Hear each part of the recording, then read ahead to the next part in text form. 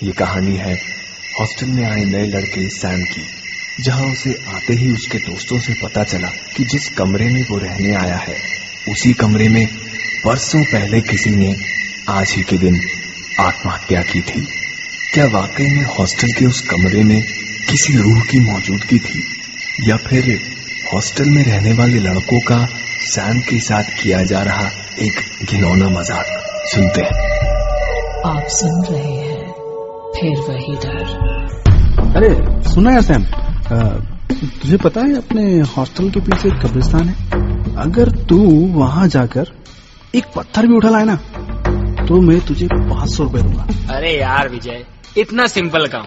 Sam को छोड़, मैं जाता हूँ, मुझे कमा लेने दे 500 रुपए। अरे यहीं तक तो जाना है यार। अरे नहीं यार, तू नहीं, पता है बहुत आसान सा काम है। बस सैम अपना नया फ्रेंड है ना, इसलिए ये ऑफर सिर्फ सैम के लिए। चल ठीक है यार विजय। ए सैम, क्या बोलता है? सिर्फ 5 मिनट का काम है तेरे लिए और 500 तेरे। अबे सोच मत यार, फट्टू है क्या? जा चला जा और 500 कमा ले, वरना मेरी तो लाइन क्लियर भाई। ठीक है, मैं कब्रिस्तान जाऊंगा, पर पहले तुम में से किसी एक को वहां जाना होगा, और इसके लिए मैं 500 नहीं पूरे 1000 रुपए दूंगा। क्या बात कर रहा है? हाँ 1000 रुपए, पर कब्रिस्तान जाकर उस बड़े से बबूल के पेड़ के नीचे से एक फूल उठाकर लाना होगा तुम्हें। अरे बस चल, मैं जाता हूँ, लेकिन उसके बाद तुझे जाना पड़ेगा। हाँ ठीक है, उसके बाद मैं भी कब्रिस्तान जाऊंगा।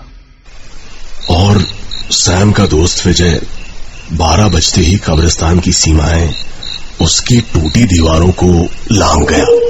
चारों तरफ अंधेरा फैला था, जानवरों की अजीब सी आवाजें जैसे सन्नाटे की पहरेदारी कर रही थी।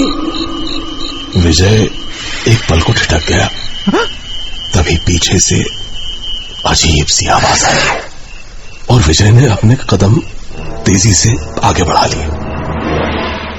कुछ देर चलकर उसे अंधेरा ओढ़े बबूल का एक पेड़ दिखाई दिया।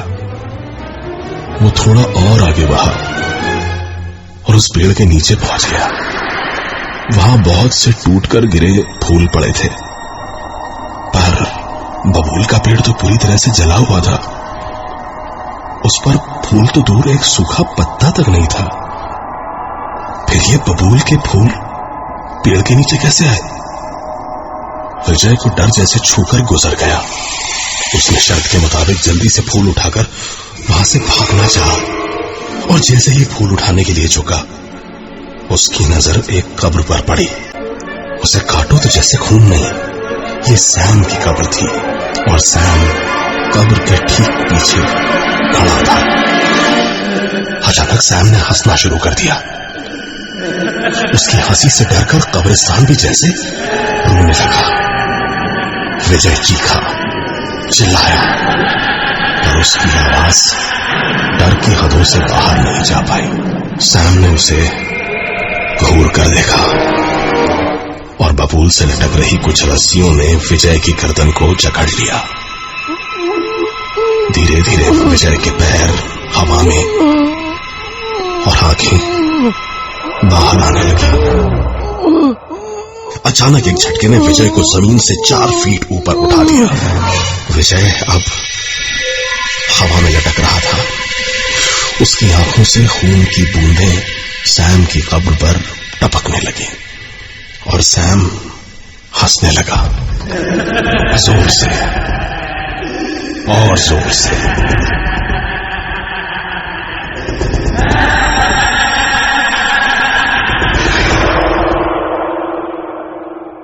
अगले दिन ना तो सैम हॉस्टल पहुंचा और ना ही विजय।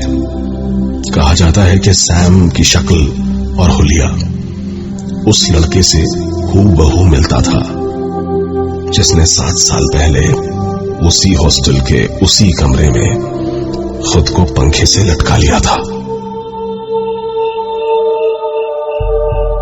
आप सुन रहे हैं फिर वही डर।